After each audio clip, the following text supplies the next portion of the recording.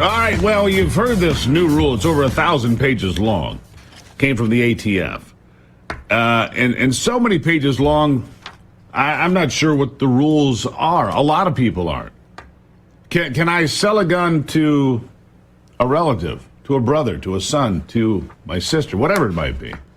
Or do I have to fill out a background check, go through ATF? Am I then a gun dealer because I sold a gun? What if I gave a gun away? That might qualify you as a gun dealer, too, in the eyes of this new rule from ATF, which is massive overreach. And it had to be sorted out. And we start today with Luis Valdes. He is the Florida State Director and the Director of Outreach for the Puerto Rico and U.S. Virgin Islands of Gun Owners for America. Gun Owners of America. So good to have you here, Luis. Glad that you made the time. I truly appreciate it, sir. Thank you.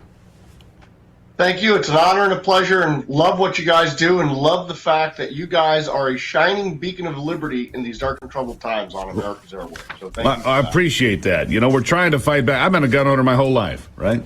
My first gun that I bought when I was 18. I bought a shotgun, and I've been hunting and pursuing that my whole life and shooting. My father gave me a gun, and then when he died, I inherited guns. Could I even inherit guns under these rules? That's the question. So now you've joined with Texas and other states, Texas, Utah, Louisiana, Mississippi, filing a lawsuit against the Biden administration saying this is not what was agreed to at all. It's a massive overreach. Where do you want to start here, Louis? Well, the biggest danger of this overreach, one, is it was done by executive edict. It wasn't even done through Congress, but that's besides the point. The biggest overreach of this is, just as you said, that it's vaguely defined. So I'm a collector. I collect Smith & Wessons. I collect Colts. I collect, military surplus. And part of collecting is wheeling and dealing. Today I'll get a Colt official police. There might be a better model down the road a week from now.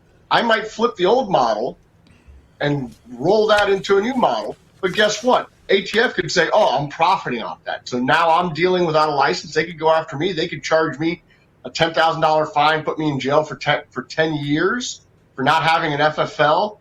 What about people that, hey, they're trying to find that perfect firearm. They might buy a shotgun. It might be a little too long. Okay, they sell it. Maybe they want to get a rifle. It's ludicrous of the fact that you have ATF and you have the Biden administration telling hardworking, law-abiding Americans that the actions that they've been doing for years, decades, over a century, is now possibly a criminal act, and they can't do it without government permission slips. That is dangerous, and last I checked, that is not America. No, that's not how it's supposed to work. And here's the thing. We have this Chevron doctrine in front of the Supreme Court.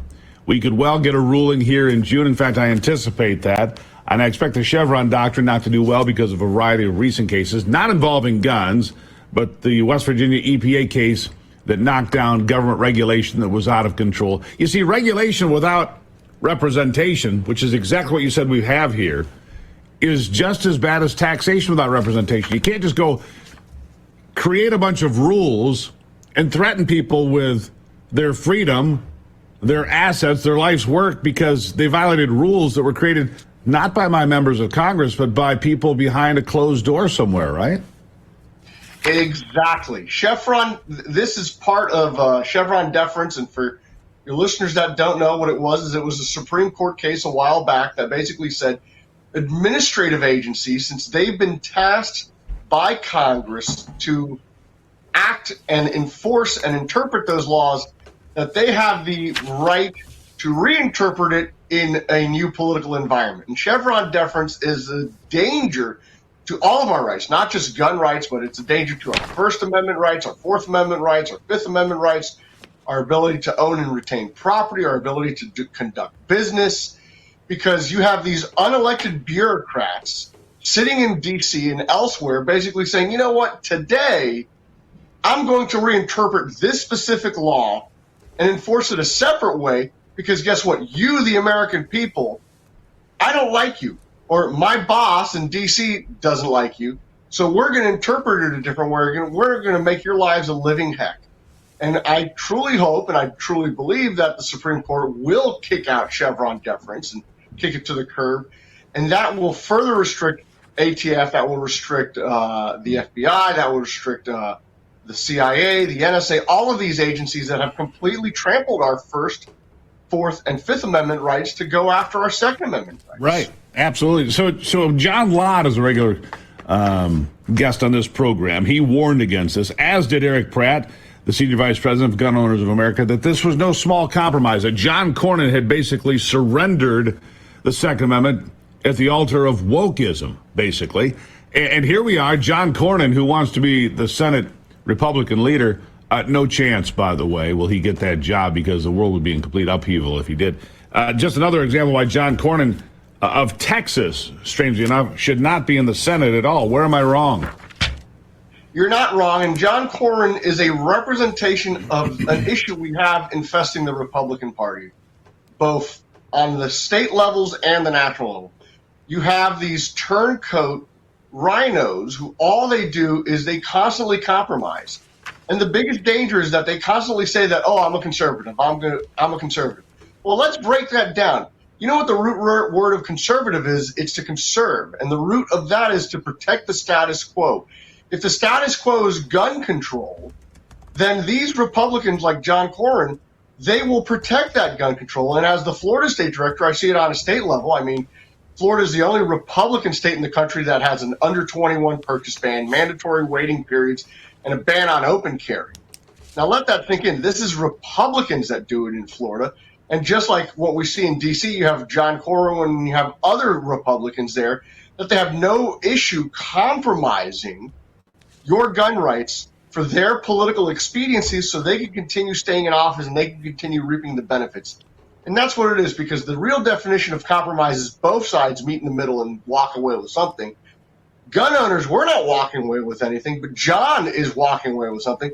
It's Always. more money in his pocket as a corporate, corrupt lawmaker. Luis, how do people find out more about Gun Owners of America and the fight that you're putting up and the lawsuits you found and all the things going on? Tell them where they can go find out more.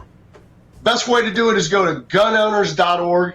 We have state updates, we have national updates, we have press releases, we have up-to-the-minute information, and more importantly, we have up-to-the-minute information on how your listeners and viewers can get involved in this fight. We have take action alerts constantly, both on the federal and the state level, and it comes down to a very simple premise. Even though we're a national organization, our muscle, our power comes from the membership and comes from gun owners. And our national motto is very simple: e pluribus unum, out of many one. So together as gun owners, as patriots, we could fight this draconian despotism that is marching out of Washington, D.C. and out of our state capitals. There you have it. Luis, greatly appreciate you being here, sir. Thank you very much. Thank you. It's an honor and a pleasure. And thank you again for what you guys do. Yeah, keep us updated if you would, please. Thank you, sir.